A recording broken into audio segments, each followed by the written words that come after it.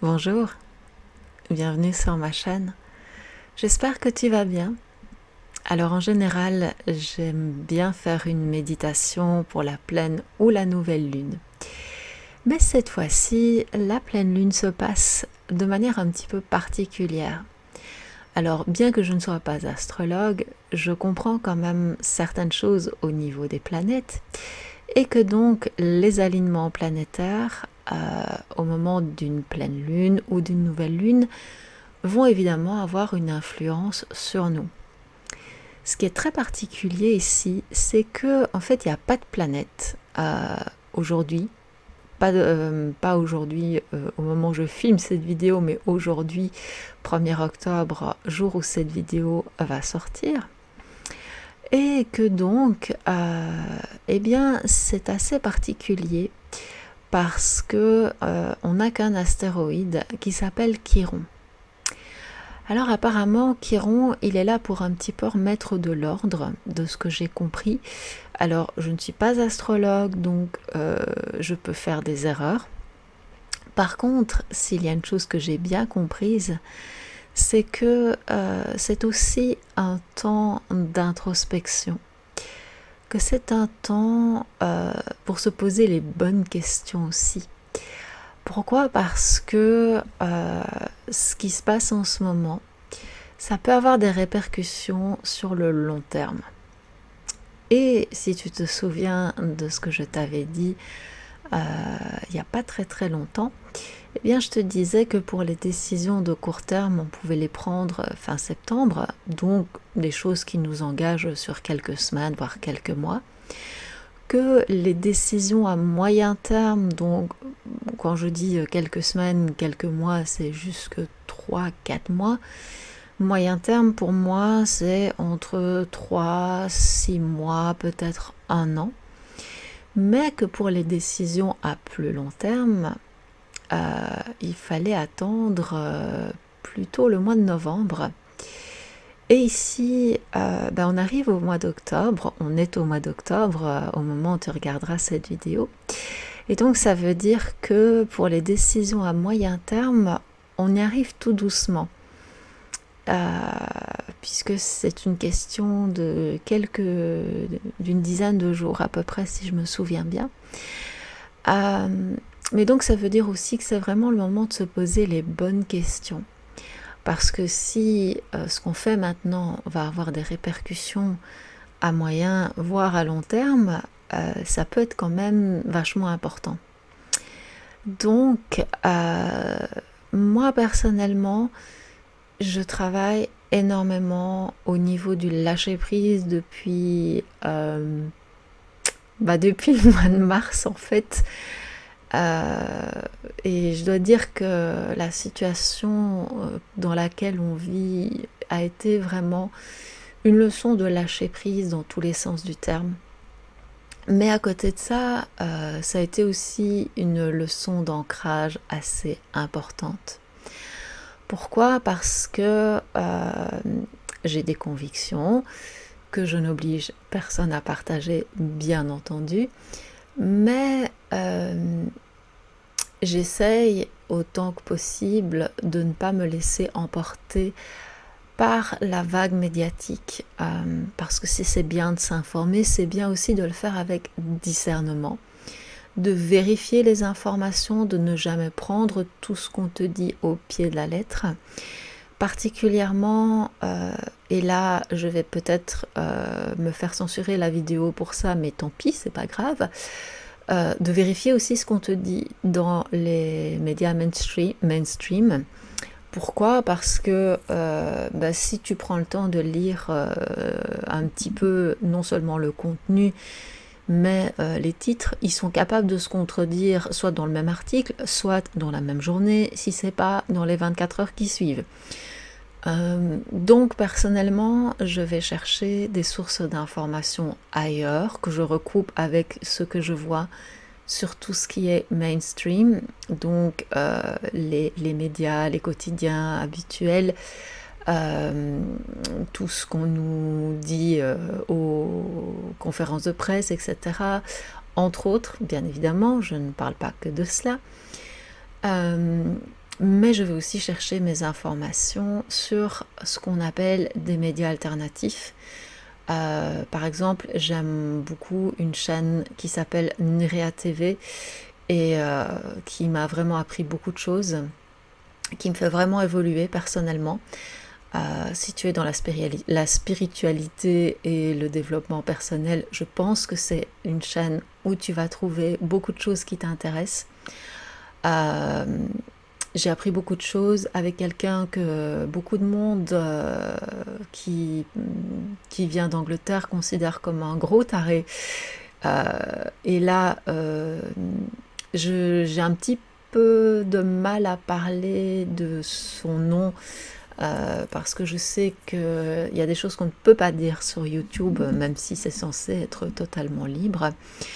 Et en fait, ce monsieur qui est un ancien journaliste sportif, même si je n'adhère pas à tout son discours, il m'a quand même fait comprendre pas mal de choses. Si tu regardes ancien journaliste sportif reconverti dans la spiritualité, je pense que tu vas tomber sur lui. Si tu es de nationalité anglaise, je pense que tu as compris de qui je parle. Encore une fois, je n'adhère pas à tout ce qu'il dit, mais il m'a permis d'ouvrir les yeux sur une certaine réalité. Encore une fois, je ne vais pas rentrer dans tous les détails ici, mais c'est peut-être le premier qui m'a fait comprendre que peu importe d'où vient l'information, il ne faut pas se contenter de l'entendre et de se dire « Ah bah puisqu'on l'a dit, c'est bien ». Donc je l'absorbe, mais il m'a appris à écouter mes ressentis par rapport aux informations que je reçois. Et c'est pour ça que je dis que je n'adhère pas à tout ce qu'il dit, parce que y a des choses que je ne peux pas vraiment corroborer. Néanmoins, il ne demande à personne de le croire. Et ça, je trouve que c'est déjà très important, parce que c'est dans l'esprit de ce que je fais.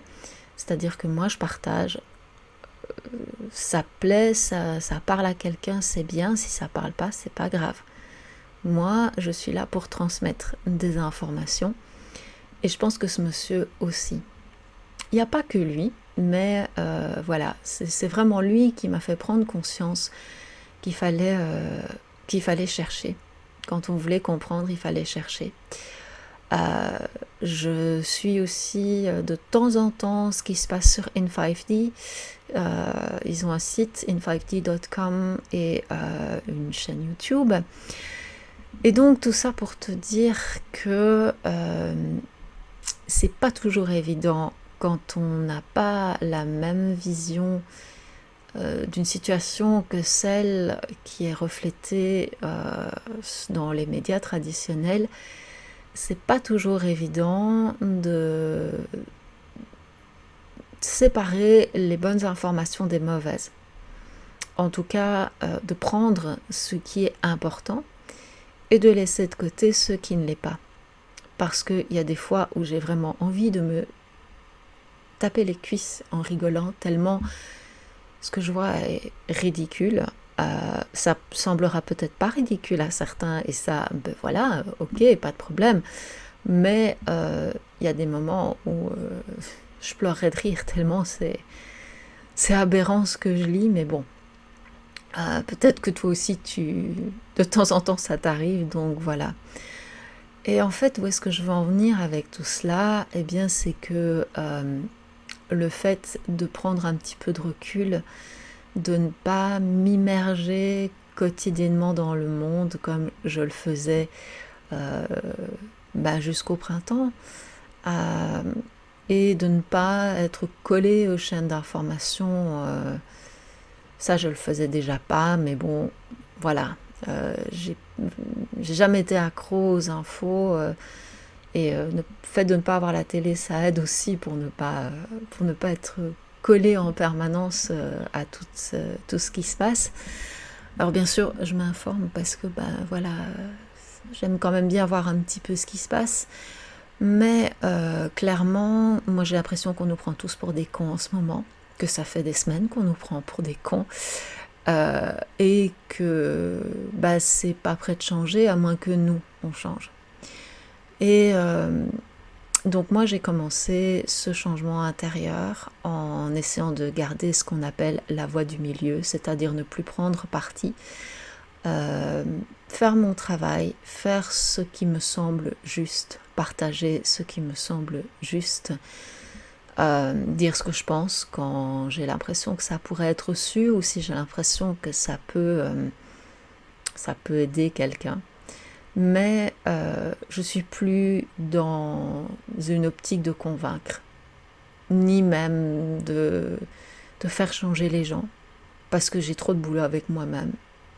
Maintenant, ça ne m'empêche pas de partager, parce que peut-être que ce que moi je vis, ça va te permettre de prendre conscience qu'il y a des choses que toi aussi tu voudrais changer, que peut-être certaines choses que je pense sont celles que tu penses aussi et que tu te dis bah, peut-être que finalement je suis pas complètement tarée parce que bah, y a des moments où on peut vraiment se poser la question. Euh, et, euh, et donc je pense qu'on est dans une énergie de pleine lune qui invite vraiment à retrouver le juste milieu, si je peux dire, la voie du milieu. Une pleine lune qui nous invite à faire les bons choix, quels qu'ils soient. Je ne suis pas en train de dire que voilà, je veux que tout le monde fasse un certain choix. Non, fais les choix qui sont bons pour toi. C'est ça qui compte. Mais surtout, pose-toi les bonnes questions. Demande-toi peut-être dans quel monde tu veux vivre, ce que tu veux voir évoluer dans les prochaines semaines, les prochains mois, les prochaines années. Est-ce que tu penses vraiment, par exemple, qu'avoir des caméras de surveillance à tous les coins de rue, c'est une bonne chose? Est-ce que tu penses qu'avoir des dizaines d'antennes qui diffusent des micro-ondes dans ta rue, c'est une bonne chose? Est-ce que tu penses qu'avoir une puce dans ta main, c'est une bonne chose? Parce que on n'en parle pas de tout ça et pourtant, ça existe. Enfin, disons, on n'en parle pas. On en parle, mais gentiment. En Chine, il y a des caméras de surveillance partout. Et si tu traverses la rue et que tu n'es pas sur un passage pour piétons, on te retire l'amende directement de ton compte en banque. C'est pas une blague. Si tu veux jeter un petit coup d'œil sur Benjamin Fulford, qui vit là-bas en Asie, bah, il en parle. Et c'est pas nouveau, ça fait 1 an qu'il en parle. Donc, moi personnellement, j'ai pas du tout envie de vivre dans un monde comme ça. Mais voilà, s'il y a certaines personnes qui le souhaitent, grand bien leur face. Maintenant, je veux dire, on n'est pas obligé de se poser des questions aussi existentielles, mais clairement, les choix qu'on va faire dans les prochaines semaines, ce sont des choix qui vont avoir des répercussions pour les années à venir. Et si tu as des enfants ou des petits-enfants, c'est peut-être le moment de te demander quel monde tu veux leur laisser. Et là, je ne parle pas que d'écologie. Je parle d'une vie peut-être pas comme celle qu'on a connue quand on était enfant, adolescent, jeunes adultes, parce que cette vie-là, bah, c'était une autre vie. Et que même si elle avait des chouettes côtés, bah, il y avait aussi des choses qui n'étaient pas bien. Il n'y a jamais rien qui est parfait. Mais simplement te dire que le monde qu'on est en train de construire, c'est le monde qu'on va laisser aux enfants. Et moi, j'en aurais pas. Mais ça me fait très peur quand je vois ce qui se passe parce que, enfin, quand je dis que ça me fait très peur, ça m'interpelle parce qu'on laisse faire beaucoup de choses et que on ne se rend pas compte des conséquences que ça peut avoir à long terme. Et peut-être que c'est parce que j'ai pas d'enfant que j'arrive à avoir un peu de recul sur certaines choses. Peut-être que je suis complètement folle, hein. C'est peut-être ce que tu es en train de te dire. Mais concrètement, voilà, il y a des choses qui se passent et qui se passent derrière le couvert d'une pandémie que j'appellerais épidémie, et qui sont faites dans notre dos. Et ça, si tu cherches un petit peu, tu vas t'en rendre compte.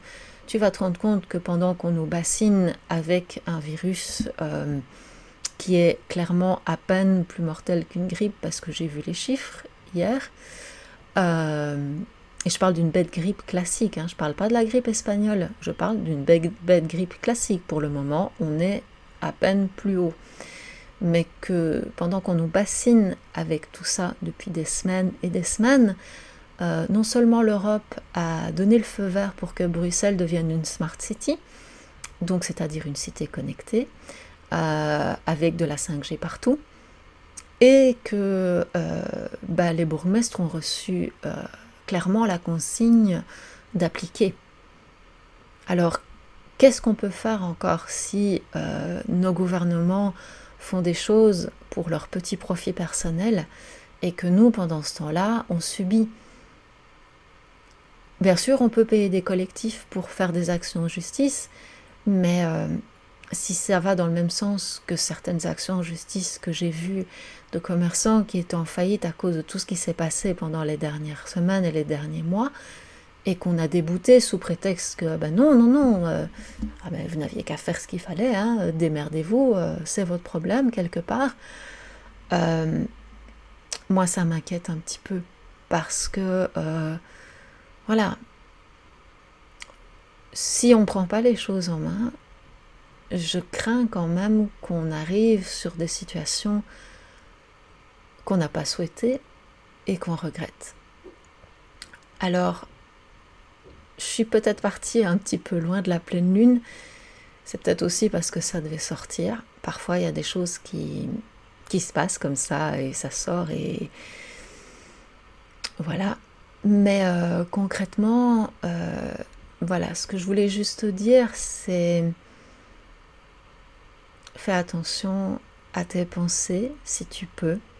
Essaye de rester dans des énergies et des vibrations hautes. Essaye autant que possible de rester dans la sérénité, de te faire confiance et surtout, de travailler ton lâcher-prise.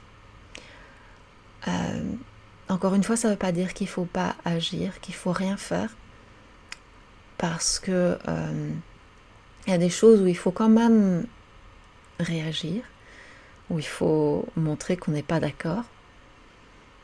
Mais, et ça, je laisse ça à ton discernement, pour d'autres choses, il faut être un petit peu dans le lâcher-prise, laisser faire les choses.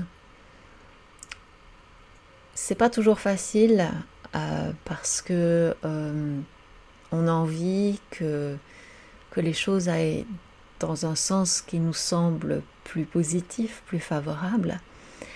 Mais je crois quand même que